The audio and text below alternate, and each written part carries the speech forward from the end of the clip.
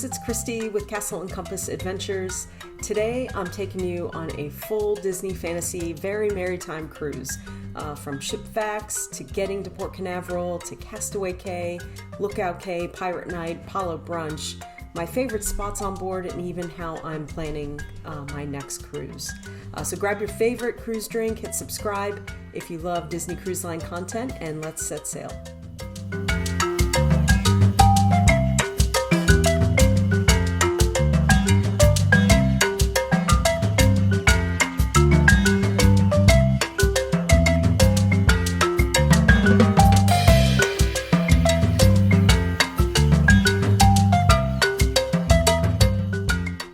The Disney Fantasy is a dream class ship, and she is a beauty. She's about 1,115 feet long, just under 130,000 gross tons, with 14 decks and a room for about 4,000 guests and 1,450 crew members.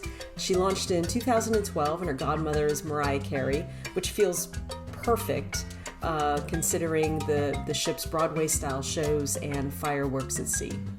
And on board, you'll find 3 rotational dining rooms, the adults-only Palo and Remy, an outdoor wraparound promenade on deck 4, multiple pools, the aqueduct, incredible kid spaces, a gorgeous spa, and one of the prettiest atriums at sea, in my opinion.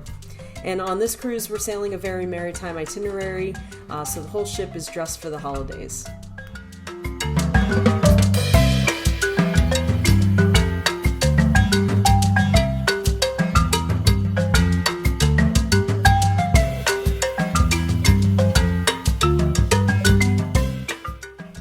And before we set sail on this beautiful ship, we've got to get to Port Canaveral.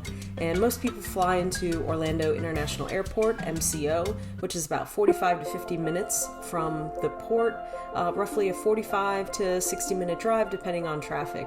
And here are your main transportation options. You have Disney Cruise Line transfers, easy, seamless, your bags are collected. You meet with Disney reps, they whisk you away straight to the ship, your bags show up at your stateroom. It is pretty simple, pretty easy, but you have to be on the resort or in a Disney-sponsored hotel. And this is priced per person, so it's especially convenient for smaller parties or anyone who doesn't want to think about logistics. Your second option is a shared third-party shuttle, Uber, Lyft, any other car hire. It's a little bit more expensive than Disney transfers, but still pretty straightforward. Private car service, mentioned that a little bit earlier. That can be door-to-door service. Best for families and larger groups if you want a little bit more luxury and flexibility. You've got your standard rent-a-car if you want to drive around Orlando, and then you have rideshare taxi options, which I also mentioned a little bit earlier. They allow you to split it amongst your group if you need to. And whichever transportation you choose, I always recommend arriving in the Orlando area a day before you sail at least, especially if it's during the summertime where you can have unexpected weather that slows down all of the airports to include the connecting ones heading into Florida. So a little buffer is a very easy price to pay for getting rid of all of that stress. And once you arrive at the port, at the ship, drop off your luggage if you need to. You can check in, get your boarding group, do the usual security things, and then you get to walk on board the ship.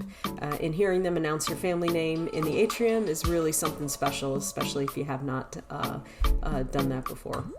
And because this is the very maritime sailing, atrium is glowing. There's a towering Christmas tree. There's garland on the railings, ornaments, lights, holiday music playing. The characters typically appear in their holiday outfits, and it feels like you've just stepped into a Disney Christmas movie at sea. Once on board, you have a couple options for lunch. You have a sit-down option. You also have the buffet. Some people bring a carry-on bag with them, and they get right to it at the pool deck on the aqueduct. But then there's always the muster drill, and where you meet at your muster station. It's listed on your card. And after that wraps up, everyone drifts to the pool deck for the sail away party. The music comes up, screens light up, Mickey, Minnie, and their friends lead a high-energy deck party as the ship pulls away from the port. And in this, you've got a lot of dancing on deck. You've got cast members leading motions with kids, dances with kids. And then the Fantasy obviously signs her iconic horns when getting underway and transiting out of the port, which is really a lot of fun. And it's really the first big moment of we're actually doing this and we are actually on this cruise. Marketing. Never missed an opportunity.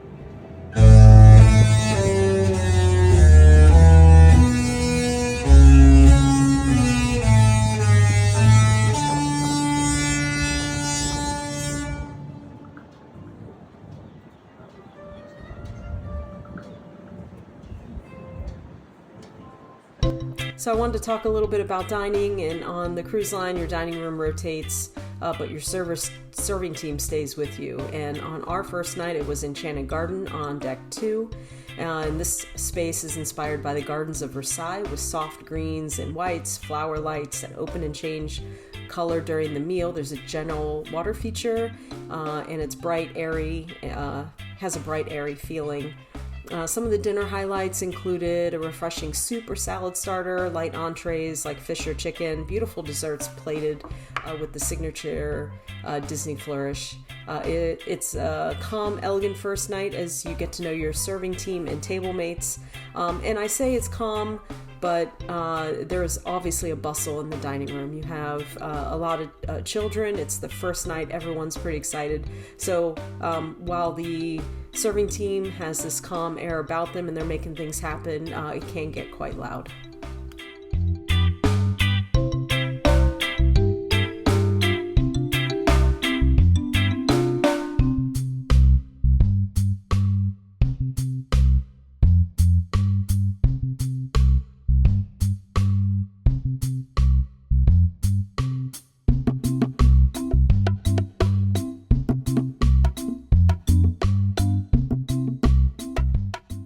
And after dinner, it's time for the first main stage production in the Walt Disney Theater. Our first production was Disney's Aladdin, a musical spectacular. We were not allowed to film in the theater, but you can expect big musical numbers like A Friend Like Me, Broadway-style sets and costumes. The genie absolutely steals the show, and this was just such a fun night. And we sailed, we had the first seating, dining seating, and the second show. So you can choose an early seating with the late show or a early show, late dining. That is up to your party, and you can always head down and put a request to change that if that doesn't suit your needs. Our first port day was Disney's original private island, Castaway Cay. Once you get off the ship, there's a short walk to Serenity Bay, or you can take the tram. But if you're up to it, walking lets you enjoy the island theming, the photo spots, the ship views, and the warm Bahamian breeze. Serenity Bay is an adults-only beach away from the hustle of the family area. It's quiet with soft sand, clear water, and plenty of loungers. Enjoy this area. There is one bar, there is a barbecue buffet, and they have open air buffets. So Cookies Barbecue, Cookies 2 is near the family beach, and at Serenity Bay you have the Serenity Bay Barbecue, which is pretty good. You'll typically find grilled burgers and hot dogs, barbecue chicken, ribs, fish, salads, slaws, fruit cups, cookies, and soft serve ice cream. At Serenity Bay, one special touch you often see is steak, and this is a nice little perk for adults. There are also cabanas, and if you've booked a cabana at Castaway Cay, you get a shaded private space with loungers and hammocks. They have this on the family side as well as Serenity Bay. 10 additional cabanas just opened up in December at Serenity Bay. Within these, you also get cold drinks and snacks, direct beach access, and a quiet slice of the island. These are very competitive, so you want to book these as soon as they become available, 60 days prior. Well, depending on your status, it can be from 60 to 120 days prior to sailing date. They will open up for reservations. You can always, if you don't get one on the first shot, you can always, if you're sailing Concierge, you can go to the Concierge Lounge and ask them if there are any available closer to the port day, or you can go down to guest services and ask the same question, and they will check to see if there is a cabana available.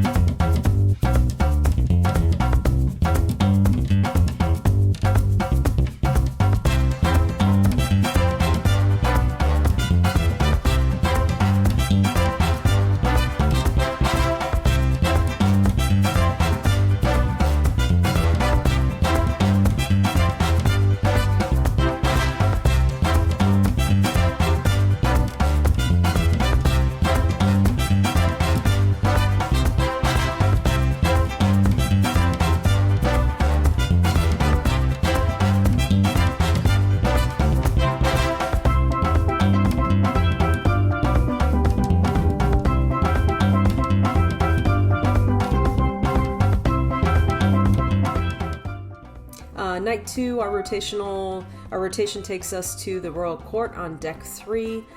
This is the fairy tale dining room inspired by Disney princess films. So you have tapestries and mosaics featuring Cinderella, Belle, Aurora, and more. There are crystal chandeliers, elegant chairs, and table settings.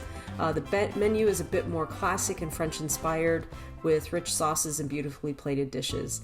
It feels like a royal banquet without being overly stuffy. And the evening show was Frozen in the Walt Disney Theater. Highlights were Let It Go with full theatrical effects. Anna, Elsa, Kristoff, Sven, and Olaf all make appearances. There's gorgeous lighting, snow effects, and staging that brings Arendelle to life. This one is a must-see, especially if you're traveling with the kids, and it was really fun to watch all of the princesses in the crowd enjoy Frozen.